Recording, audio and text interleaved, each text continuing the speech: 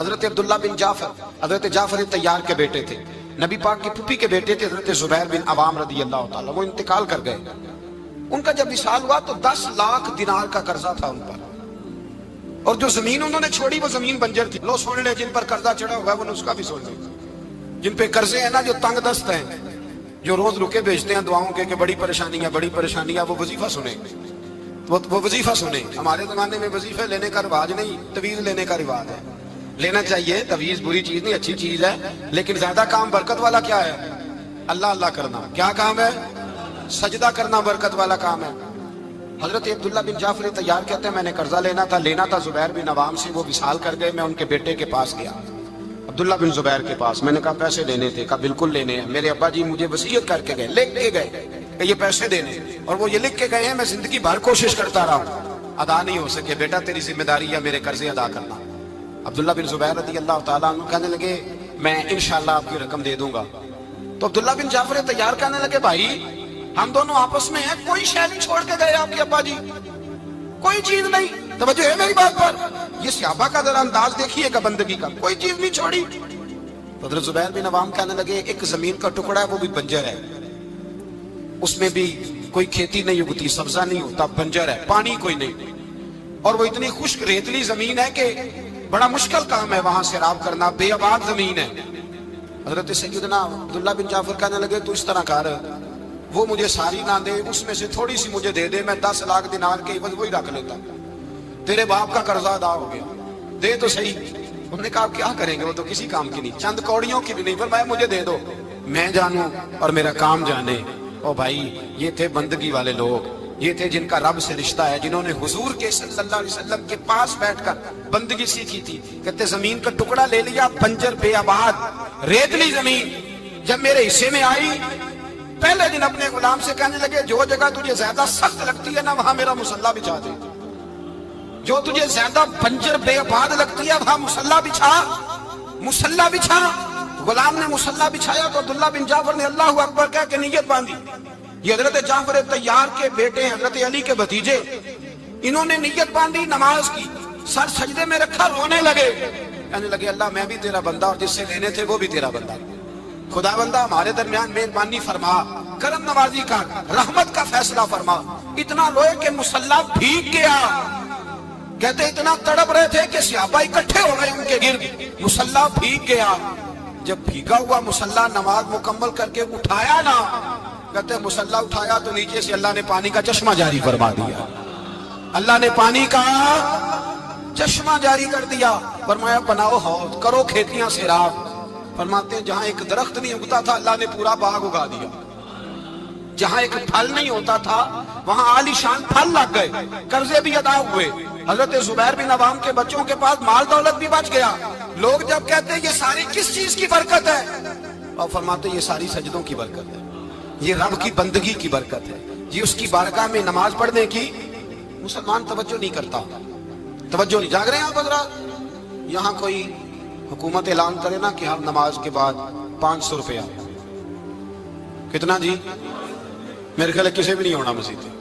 اور خدا کے بندو بات سمجھو، رب فرماتا ہے تو مسجد آدھا میں تجھے برکت عطا کروں گا، میں تجھے برکت دوں گا۔ میں ایک صحابی کہتے ہیں مجھے اکثر یہ حضور کا فرمان سنتا تو میرے دل میں خیال آتا آخر اللہ کس طرح برکت دیتا ہے اللہ آخر۔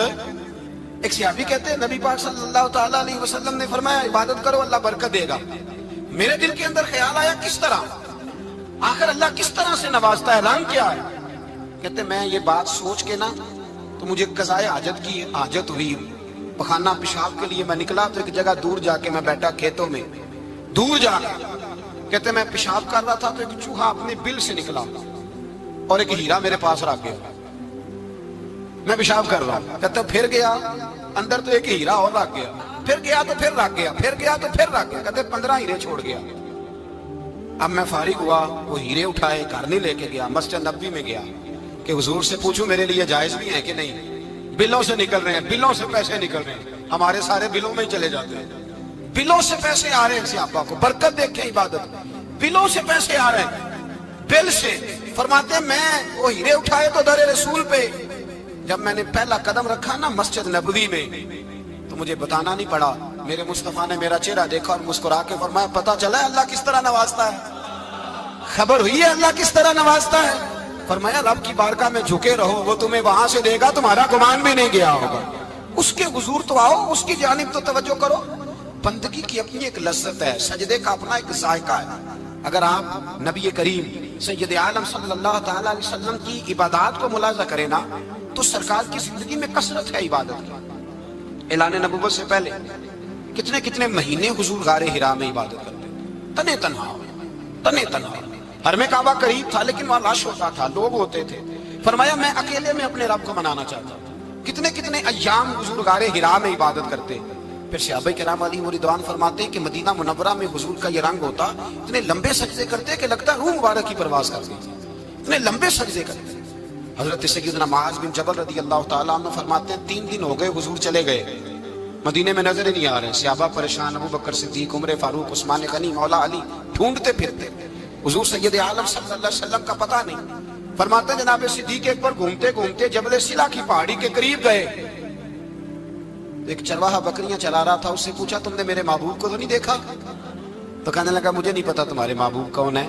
ایک آدمی آج 3 دنوں سے غار میں رو رہا ہے، اتنی شدت کے ساتھ روتا ہے کہ میری بکریاں جا کے غار کے سامنے بیٹھ جاتی ہیں، اور بکریاں بھی روتی ہیں۔ میں بڑا کھینچتا ہوں پر لوٹتی نہیں، رات کو گھر لے کے جاتا ہوں تو جاتی نہیں، سویرے باڑے سے نکالتا ہوں تو دوڑی ہوئی آتی ہے، پھوٹ پھوٹ کے روتی ہیں، لیکن حال یہ ہے کہ دودھ پہلے سے بھی زیادہ دیتی ہیں۔ حضرت ابو بکر صدیق کہنے لگے یہی تو میرے رسول پاک علیہ الصلوۃ والسلام کے نبی ہونے کی علامت ہے۔ اس صحابہ کو بلایا، 3 دن سے حضور سجدے میں۔ کتنے دنوں سے؟ یہاں سجدہ لمبا ہو جائے تو امام کے پیچھے لوگ بھاگنے لگتے ہیں کہ صاحب آپ تو فارغ ہیں، مجھے تو ڈیوٹی پہ بھی جانا تھا۔ 3 دن سے حضور سجدے میں، اتنا طویل سجدہ، اتنا طویل۔ صحابہ کہتے ہیں قدموں میں جا کے لگے، محبوبہ بس کریں آ جائیں۔ حضور نے فرمایا رب نے سورہ ہود نازل کر دی ہے، سخت حکم آ گئے۔ وہ کہتا ہے میں تیری امت سے حساب پوچھوں گا، میں اپنے رب کو منا رہا ہوں، بکر جاؤ مجھے منا لینے دو۔ حضور نے ہمیں بتلایا ہے کہ رب کو سجدہ کریں تو رب مانتا ہے، اس کو منانے کا طریقہ سجدہ کرنا ہے، جھکنا ہے، عبادت کرنا ہے۔ کہا وہ مانے گا تو میں آؤں گا۔ تڑپ گئے صحابہ۔ اور ایک روایت ایسی بھی ہے کہ جب بات نہ بنی تو حضرت فاطمہ سے عرض کیا۔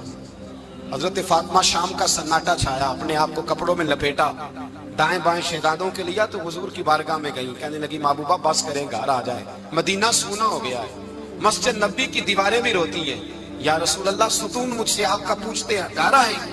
نبی پاک نے فرمایا فاطمہ تو بھی دعا کر، میں بھی دعا کرتا ہوں۔ حضرت فاطمہ بھی ساتھ والے کونے میں سجدے میں گر گئی، پھر دعا ہوئی، پھر التجا ہوئی۔ حضرت جبریل آئے، کہنے لگے محبوبہ رب کہتا ہے سار اٹھاؤ، وَلَسَوْفَ يُؤْتِيكَ رَبُّكَ فَتَرْضَىٰ، اللہ فرماتا ہے میں آپ کو اتنا دوں گا کہ آپ مجھ سے راضی ہو جائیں۔ تو حضور تو سجدے کے عالم میں۔ حضرت سیدنا عبد الرحمن ابن عوف کہتے ہیں میں حضور کے ساتھ تھا، ہم مسجد نبی سے نکلے تو سامنے ایک باغ آیا، حضور فٹافٹ گئے اور باغ میں سر سجدے میں رکھ دیا۔ دیر تک حضور نے سجدہ کیا، اتنا لمبا کہ جیسے کسی کی روح پرواز کر دیں۔ کہتے ہیں میں حضور فارغ ہوئے تو عرض کی حضور اتنے لمبے سجدے کی وجہ؟ تو فرمایا میرے پاس جبریل آئے تھے اور انہوں نے کہا یا رسول اللہ رب کہتا ہے آپ کا جو امتی ایک بار درود پڑھے گا اللہ اس پہ 10 رحمتیں نازل کرے گا، اللہ اس کے 10 گناہ معاف کرے گا، اللہ اس کے 10 درجے بلند کرے گا۔ تو میں نے کہا سجدہ کر کے شکر نہ ادا کر لوں؟ اس بات پر میں سجدہ کرنے لگ گیا۔ اس بات پر ایک دوست کے ہاں بیٹا ہوا، مجھے کہنے لگے مبارک ہو بھتیجا آیا ہے۔ میں نے کہا خیر مبارک۔ بڑے عرصے کے بعد اللہ نے نوازا، میں نے 5 کلو مٹھائی بھیجی آپ کی جانب، دوستوں کو کھلا دیجیے۔ میں نے کہا اور کتنی بانٹی؟ کہنے لگے منوں کے حساب سے۔ باقی معاملات کیسے؟ کہنے لگے کیا بات ہے، غریبوں کو، مسکینوں کو، لاچاروں کو، سب کو دیا۔ تو میں نے کہا نفل کتنے پڑے؟ کہنے لگا ٹائم نکالتا ہوں میں۔ ٹائم بیٹا کس نے دیا؟ شکر کس کا ادا کرنا تھا؟ بھئی یہاں حال یہ ہے ہمارا کہ ہمیں 2 رکھتے تھوڑی مشکل ہے۔ اگر کہا جائے کہ 25 من مٹھائی تقسیم کرنی ہے تو وہ آسان ہے، ہم نے اپنے لیے عبادت کو، ریاضت کو بہت سا بنا لیا، اس کو اتاریں کچھ بھی مشکل نہیں۔ رب کی بارگاہ میں جتنا بندہ جھکتا جاتا ہے اتنا ہی اللہ اسے اور عزت عطا کرتا جاتا ہے۔ بزرگوں سے کسی نے پوچھا تھا کہ میری اللہ قبول بھی ہے کہ نہیں؟ تو وہ کہنے لگے رب کو تیری پہلا سجدہ قبول تھا تو تب اس نے دوسرے کی توفیق دی تھی، اسے تیری فجر قبول تھی تو تجھے زور پڑھنے کی توفیق دی، اس نے تیرا پہلا روزہ قبول کیا تو دوسرا رکھنے کا موقع دیا۔ یہ علامت ہے قبولیت۔ میرے محبوب نے فرمایا بندگی کرو، اس کے حضور آؤ، کبھی کا صلاۃ اللیل پڑھو، کبھی کا تہجد پڑھو، کبھی کا اشراق پڑھو، کبھی کا چاشت پڑھو، کبھی کا اوابین پڑھو۔ اور میرے مصطفیٰ نے فرمایا ہو سکے تو اٹھ کے تہجد پڑھو، باقی نمازوں پہ رب تمہیں ثواب دے گا۔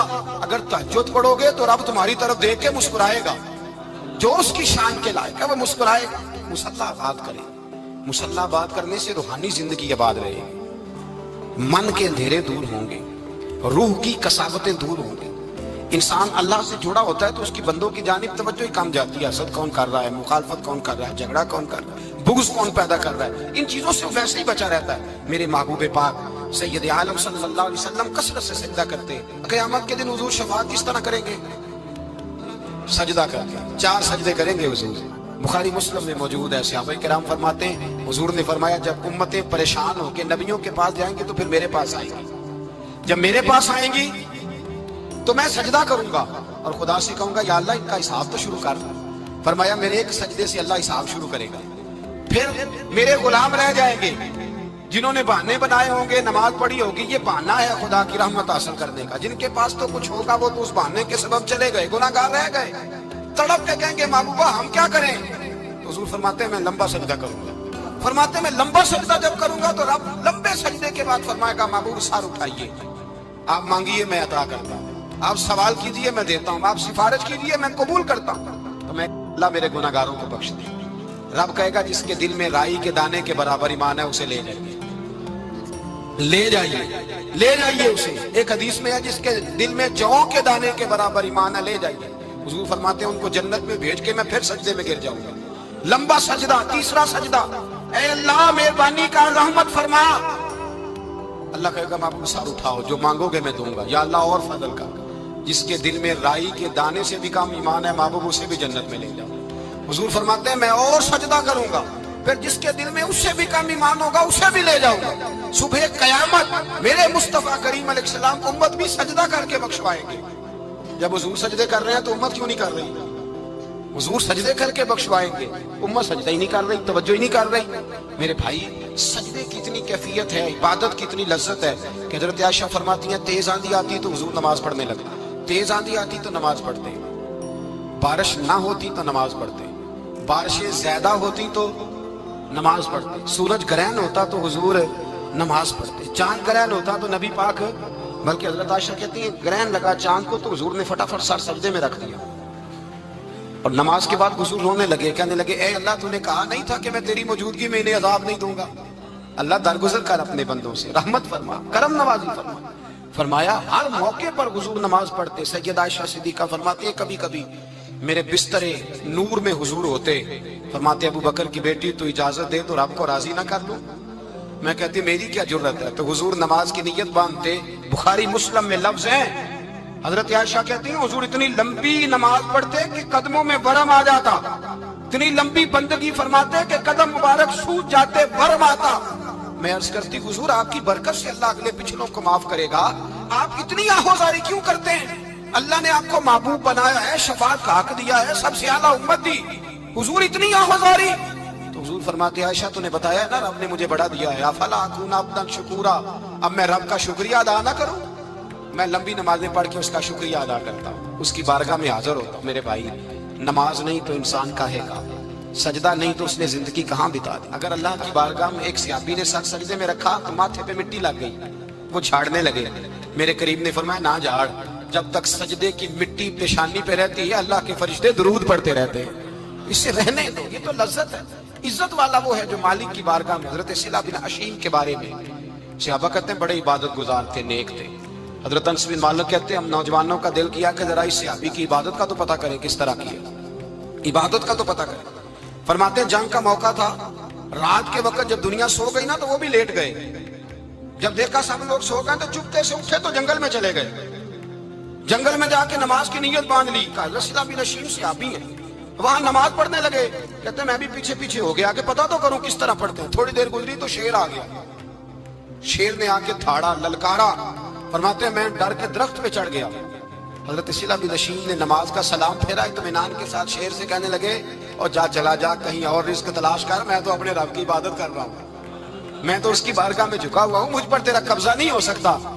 جب جنگلی درندوں کا قبضہ نہیں ہو سکتا تو کسی اور درندے کا عبادت گزار پہ قبضہ ہو سکتا ہے؟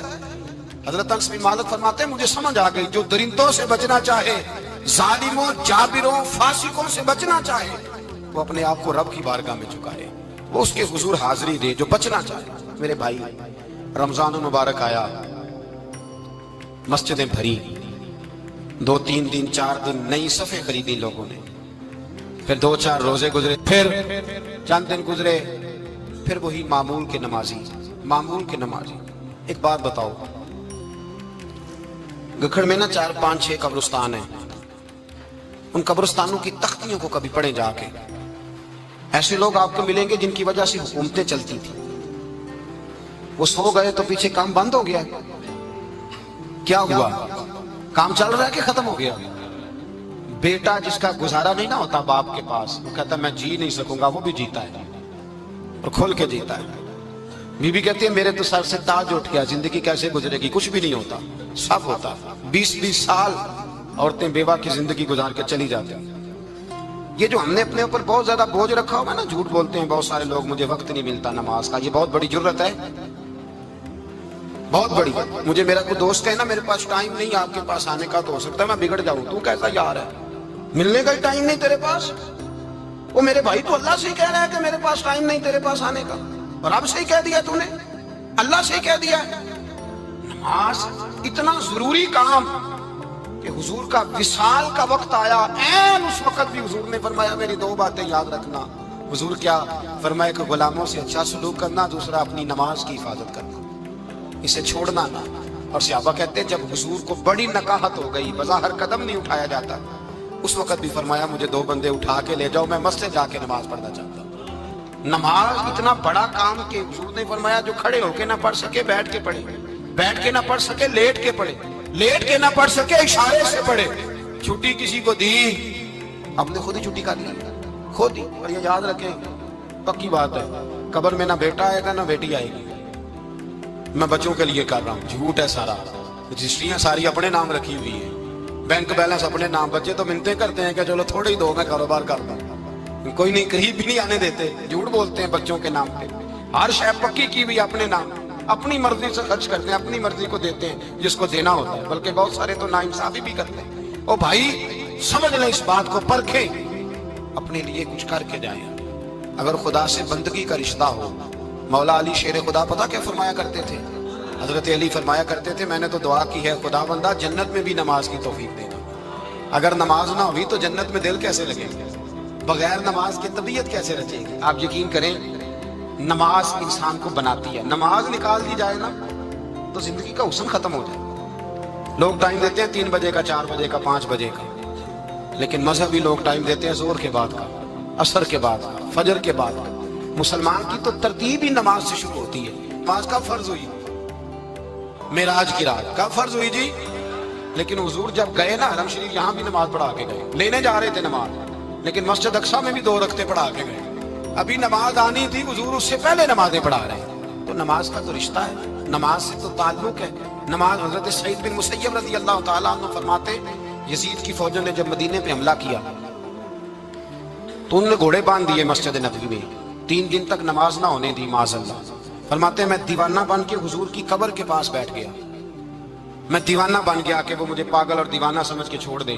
فرماتے ہیں قسم اللہ کی عزت کی، جب نماز کا وقت آتا تھا حضور کی قبر سے اذان کی آواز آتی تھی، قبر انور سے جماعت کرانے کی آواز آتی تھی، قبر کے اندر سے۔ گویا میرے مصطفیٰ، شاید اسی لیے حضور نے 2 غلاموں کو ساتھ رکھا ہے، اذان بھی ہوتی رہے جماعت بھی ہوتی رہے۔ حضور تو اندر بھی جماعتیں کرا رہے ہو بھائی، وہاں بھی جماعتیں ہو رہی ہیں، اور تو یہاں نماز نہیں پڑھ رہا اور بہانہ بنا کے کھڑا ہے بہانہ بنا کے۔ نہ ایسا کر، وہ بھی جتنا وقت ملے مسجد میں جا کے گزارے، قرآن شریف کے ساتھ گزارے، ذکر کے ساتھ گزارے، عبادت کے ساتھ گزارے، اپنے آپ کو زیادہ سے زیادہ عبادت میں مصروف کرے۔ یہ اللہ کے ساتھ رشتہ ہے، عبادت نہیں تو بندگی کاہے کی۔